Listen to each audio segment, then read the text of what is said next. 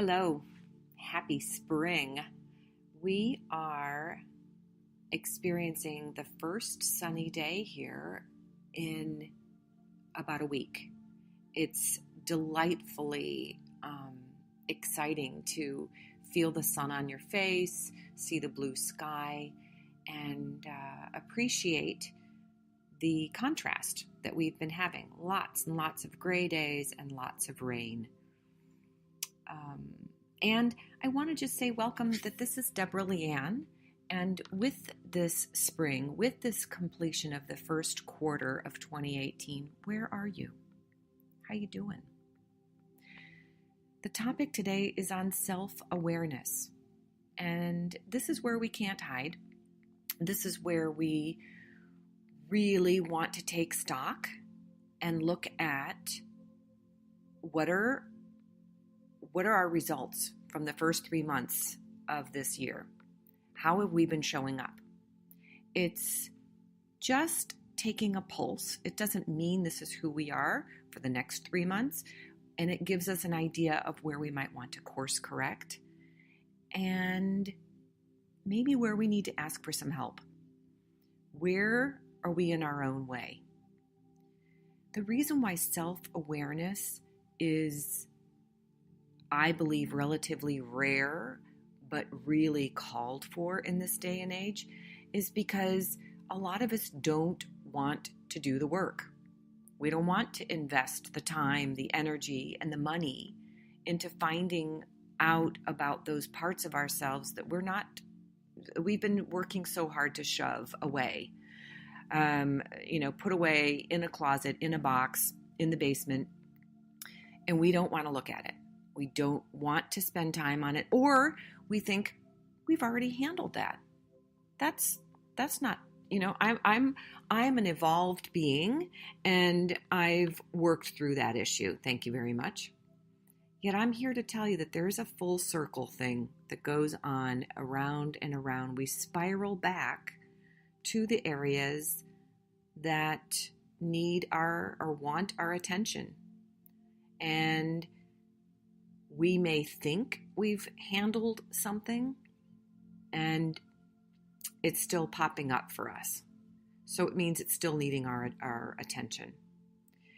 And very often, when we have these recurring patterns or old stories or negative energy pop up for us, we feel like we just want to put it away because we don't have time to deal with it right now.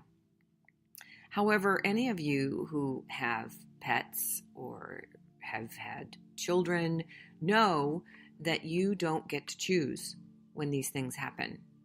Your cat's going to get sick and throw up, or your child is going to be sick and you're going to need to reschedule an important meeting, or something happens that is outside of your control when you're probably not wanting it to. And that's what happens with some of our shadows. And by these shadows, it doesn't have to be something really negative. Most likely it is. But there's also the shadows of our brilliance that we hide from. So let me go back to redefining what I call self-awareness. If you look it up on the definition, self-awareness is about the conscious knowledge of one's own character, feelings, motives, and desires. The example that I found is the process can be painful, but it leads to greater self-awareness. And I believe that that's why many of us don't want to do the work, because we don't want to not feel good. We have this addiction to positive energy, feeling good, feeling joyful, and we don't like those gray days where it was rainy and cold, and it was just, you want to stay in under covers and not go out and do your stuff, not to go out and show up. So what happens is we end up with this running away from things that just want us to acknowledge them.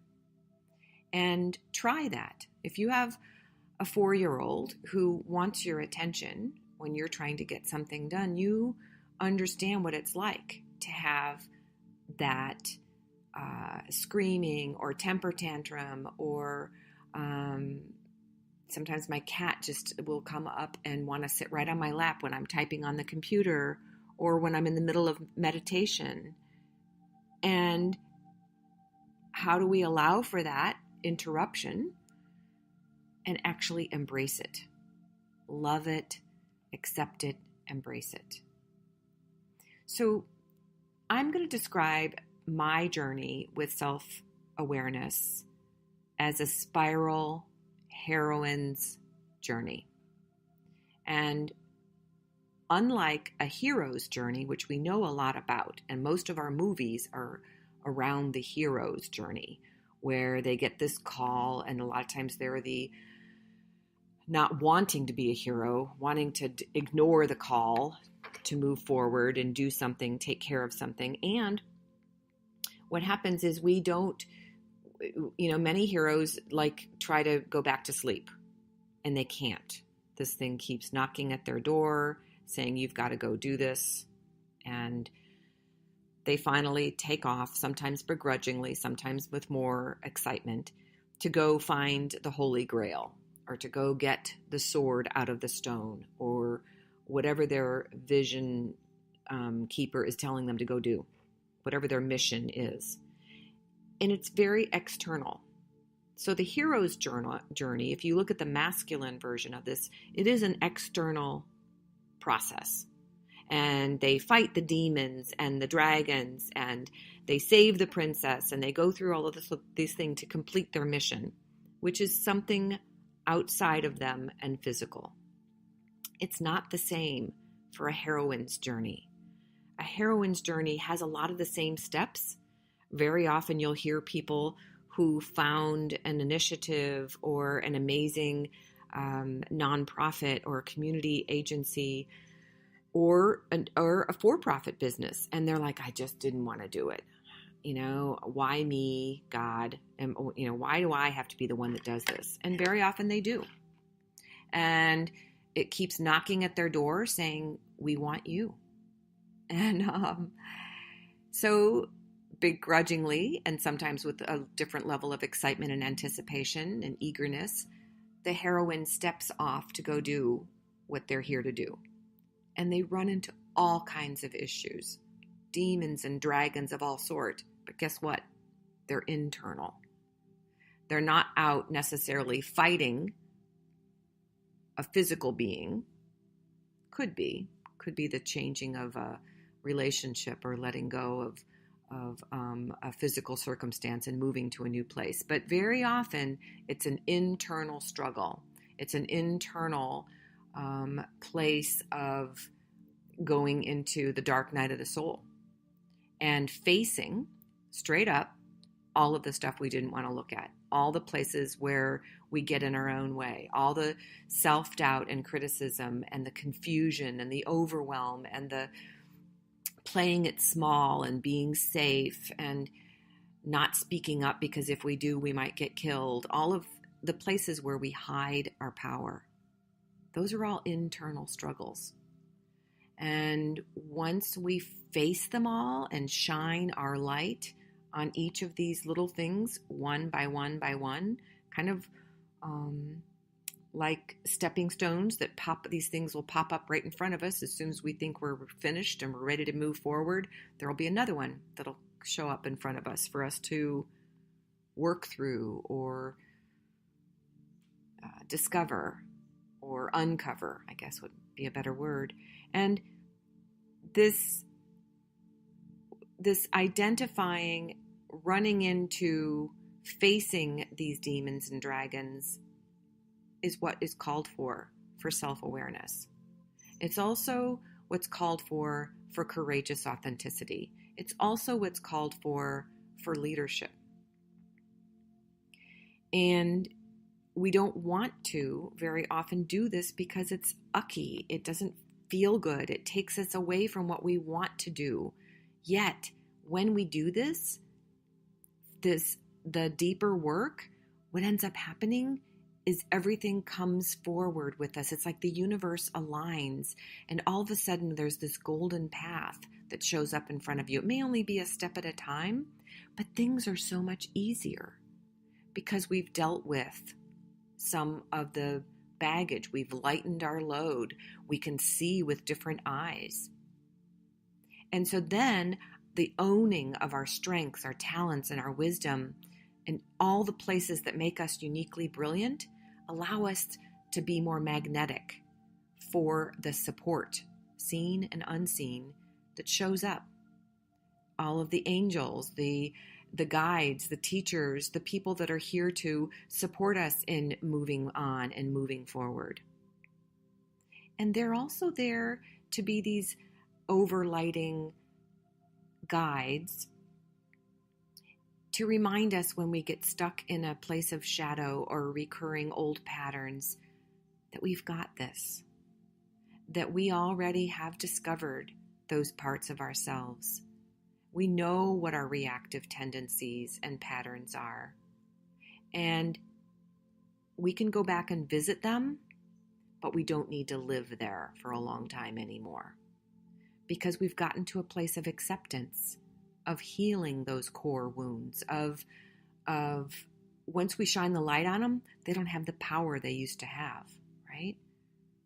And that's such a sense of freedom. I'm using this term a lot these days called sovereignty. And that's what we are here to be.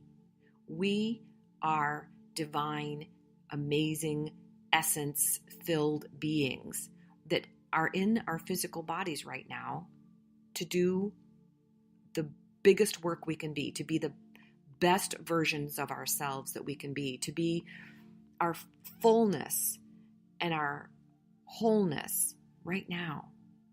And the only way we can be that is when we embrace and actually love all of the parts of ourselves. The stuff that we like showing other people on Facebook and Instagram, and the stuff we don't like showing people.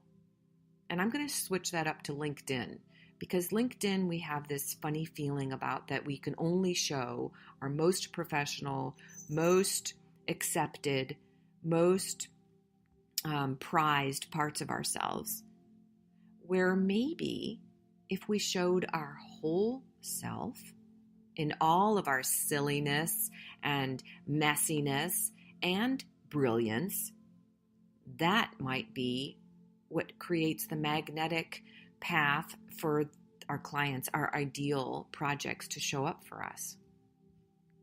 So because we are living in these volatile, uncertain, constantly changing and ambiguous times, we are being asked to step forward in a bigger way. It's calling us into and forward into this, our own heroine's journey. And it means going back to where we came from and then forward into the unknown. And that spiral just keeps getting bigger and bigger. We're at the edge of our evolution. We're constantly growing and expanding right now. And that means that we are going to face our inner demons and dragons. We're going to feel our power grow, though, every time we do. Because we will have a different level of confidence. We will be grounded in how we show up. And when we own all of these places within us, it allows us to leave the baggage behind and continue moving with a momentum that is light and filled with joy and creative power. I believe that's what it feels like to be a feminine leader. And I believe that it's so rare because it's not easy. And I also feel that we ache for it. We know when we feel it with another. We know that it feels really good to trust and feel connected to someone, whether they're in a leadership position or just in relationship with us. And when we operate like that all the time, we're at our edge. and it's uncomfortable, and yet it's being called for again and again and again.